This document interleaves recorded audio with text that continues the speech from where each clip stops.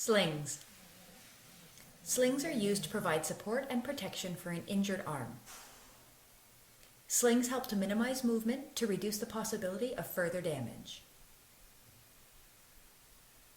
There are many commercial slings available for purchase, or you can improvise a sling with items you can find around the house. In this video, we will look at 3 types of slings: arm slings, tubular slings, and improvised slings. Let's start with the arm sling. Open a triangular bandage all the way and hold it like I'm showing in the picture. Place a triangular bandage between the forearm and the chest so the point is past the elbow and the ends are straight up and down. Point to the joint. Bring the lower end of the sling over the hand and the forearm. Tie the 2 ends together so the knot rests comfortably for the casualty. Twist the point until tight to support the elbow and then tuck it in against the elbow. Check the casualty's fingers for distal circulation. Here's the finished arm sling.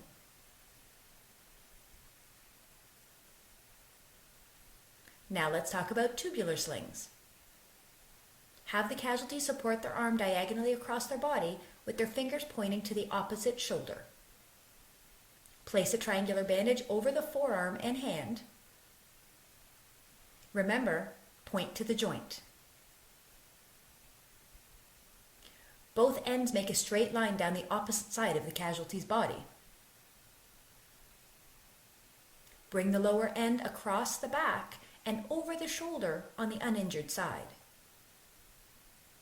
Tie the 2 ends together so the knot rests comfortably for the casualty.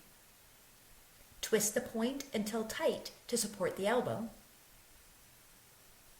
Then tuck the point into the joint. Check the casualty's fingers for distal circulation.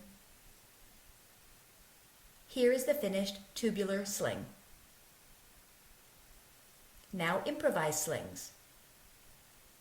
If you don't have a commercial sling available, a sling can be easily improvised.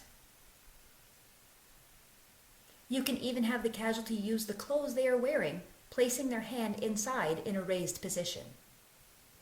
Remember to use slings to support the bone and joint injury in the upper body, like the arm or the collarbone.